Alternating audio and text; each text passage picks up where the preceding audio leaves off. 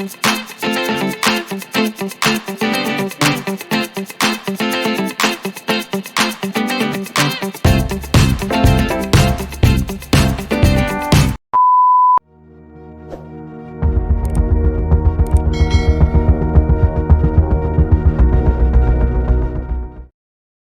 guys, nandito na naman po tayo para malaman po ninyo kung legit ba ang mga earning apps na aking nire-review.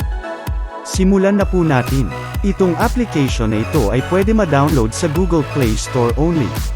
Ang pangalan ng application na ito ay Tiny Planet Blast. Alam nyo guys, itong laro na ito, ay similar din po ito sa mga tap earning applications like TapTap Mining, Dig the Gemstone, My Idle Plants at marami pang iba. So para sa mga hindi pa po nakakaalam kung paano palabasin ang withdrawal button, ituturo ko po sa inyo. Ang gagawin nyo lang po ay pindutin nyo lamang ang upgrade gift, then may makikita kayong tatlong requirements. Una, bind nyo lang ang account ninyo either Facebook or Google account. Pangalawa, mag-play kayo ng lucky draw ng 7 times. At pangatlo, ay mag-open kayo ng isang gift boxes. So para maka-open ng gift boxes, need nyo po ma-complete ang level 1, which is 900 USD. Sa ngayon naman po, ay tuturuan ko kayo kung paano maka-earn ng coins, na inyong i-convert sa pera para maka-withdraw through e-payment.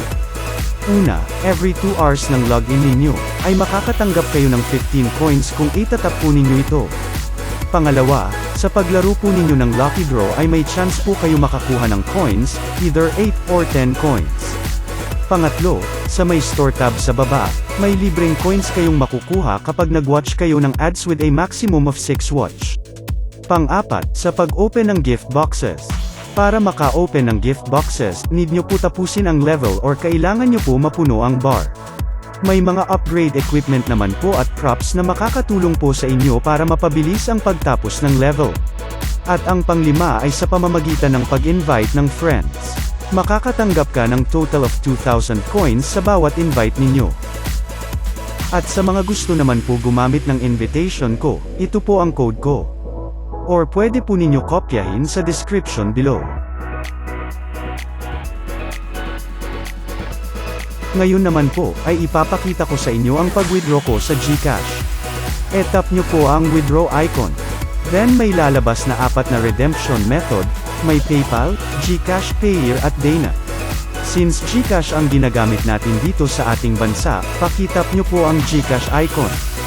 Then may lalabas na tips, which is the process is within 7 business days and carefully input your GCash name and number. Then pakicheck lang po and tap OK. After po nun, tap nyo po yung coins na pwede mong ma-withdraw. At click ang redeem. Then OK. At mapupunta po ito sa review tab. Then after 4 days of waiting, na-receive ko na yung 8 pesos sa GCash ko.